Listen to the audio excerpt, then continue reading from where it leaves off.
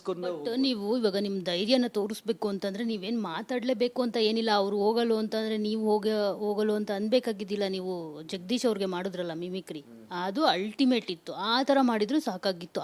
ಆ ವೀಕ್ಗಳಲ್ಲಿ ನೀವು ಎಷ್ಟು ಡೌನ್ ಇದ್ರಿ ಅಂತಂದ್ರೆ, ಒಂದು ಕಡೆ ಎಂಟರ್ಟೈನ್ಮೆಂಟು ಇಲ್ಲ, ಈ ಕಡೆ ಮಾತಾಡ್ತಾನೂ ಇಲ್ಲ, ಏನು ಮಾಡ್ತಿಲ್ಲ. First week, second week, third weak ಆ ಥರದ್ರಲ್ಲಿ ತುಂಬ ಎದುರ್ಕೋತಾ ಇದ್ರಿ.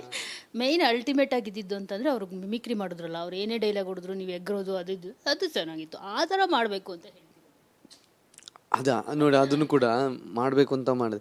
ಈ ಬಿಗ್ ಬಾಸ್ ಮನೆಯಲ್ಲಿ ಯಾವುದು ಕೂಡ ಮಾಡಬೇಕು ಅಂತ ಮಾಡಿದರೆ ಅದು ಆಗೋದಿಲ್ಲ. ಆ ಕ್ಷಣಕ್ಕೆ ನಾವು ಏನು ಮಾಡ್ತೀವಿ, ಏನು ರಿಯಾಕ್ಟ್ ಮಾಡ್ತೀವಿ, ಅದೇ ನಾವು ಏನು ಅನ್ನೋದು ತೋರಿಸುತ್ತೆ. ನಾನು ಅಂದ್ಕೊಂಡೇ ಇರಲಿಲ್ಲ. ನಾನು ಮೊನ್ನೆ ಸುದೀಪ್ ಸರ್ ತೋರಿಸಿದಾಗ, ಸರ್ ಆ ಜಗಳ ಬೇಡ ಇತ್ತು ಸರ್ ಅಂತ, ನೀವು ನೋಡಿದ್ರೆ ಅದೇ ಬೇಕಿತ್ತು ಅಂತ ಹೇಳ್ತೀರಿ. ನನಗೆ ಅಂಥದ್ದು ಆಗಲೇಬಾರ್ದಿತ್ತು ಅನ್ನೋ ಥರ ಅನಿಸುತ್ತೆ. ಅವತ್ತು ಜಗದೀಶ್ ಅವರು ಹೇಳಿದ್ರು, ಇವತ್ತು ನೀನೇ ಕಣೋ ಕಿಂಗ್ ಈ ನಮ್ಮಿಬ್ರು ಜಗಳದಲ್ಲಿ ಅಂತ. ಅವ್ರು ಎಷ್ಟು ಚೆನ್ನಾಗಿ ಅರ್ಥ ಮಾಡ್ಕೊಂಡಿದ್ರು, ಹೇಳಿದ್ರು ಅವರು. ಅವ್ರು ಏನು ಗೊತ್ತಾ, ಜಗಳ ಮಾಡ್ತಾರೆ ಮತ್ತೆ ಮರುದಿನ ಬಂದು ಫ್ರೆಂಡ್ಶಿಪ್ ಮಾಡ್ಕೋತಾರೆ. ನಾನು ಏನಕ್ಕೆ ಗೊತ್ತಾ ಮಾಡಿದ್ದು, ಅದು ಕಂಟೆಂಟ್ ಕೊಟ್ಟಿದ್ದು, ನೀನು ಕಿಂಗ್ ಆಗಬೇಕು ಅಂತಾರೆ. ಅಯ್ಯೋ ಇವ್ರನ್ನ ಹೆಂಗಪ್ಪ ಅಲ್ಲಿ ಆ ರೀತಿ ಅರ್ಥ ಮಾಡ್ಕೋಬೇಕಾತ, ಇಲ್ಲಿ ಈ ರೀತಿ ಅರ್ಥ ಮಾಡ್ಕೋಬೇಕಂತ ಗೊತ್ತಾಗಲಿಲ್ಲ. ಇಲ್ಲಿವರೆಗೂ ಜಗದೀಶ್ ಅವ್ರು ಇದ್ದಿದ್ರೆ ಏನು ಮಾಡ್ತಿದ್ರಿ ನೀವು? ಜಗದೀಶ್ ಸರ್ ಇರ್ತಿದ್ರೆ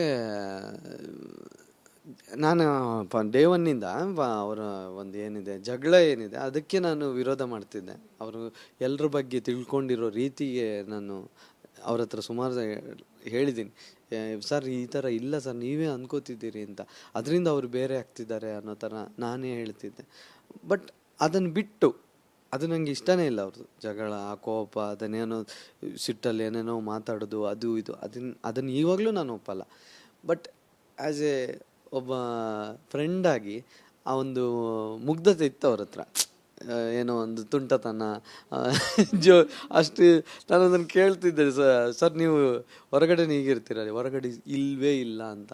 ಆಮೇಲೆ ಅವ್ರಿಗೆ ನಾನು ಎಂಟರ್ಟೈನ್ಮೆಂಟ್ ಅವನಲ್ಲ, ನಾನು ಎಂಟರ್ಟೈನ್ಮೆಂಟ್ ಮಾಡಬೇಕು ಅನ್ನೋದೊಂದು ಇದಿತ್ತಲ್ಲ, ಅದರಲ್ಲಿ ಅವ್ರಿಗೆ ಗೆದ್ದಿದ್ದು. ನಾನೇನೋ ಮಾಡಬೇಕು ಅನ್ನೋದು ಫಸ್ಟಿಂದನೂ ಇತ್ತು. ಇದರಲ್ಲಿ ಇದು ನೋಡಿದಾಗ ಅದರಲ್ಲಿ ಕನೆಕ್ಟ್ ಆಗ್ತಿದ್ದೆ, ನಾನು ಅದನ್ನು ಇಷ್ಟಪಡ್ತಿದ್ದೆ. ಹಾಗಾಗಿ ಬಹುಶಃ ಹೊಂದ್ಕೊಂಡು ಇರ್ತಿದ್ನೋ ಏನೋ, ಜಗಳ ಏನೋ ಆಗ್ತಿರ್ಲಿಲ್ಲ ಅನಿಸುತ್ತೆ.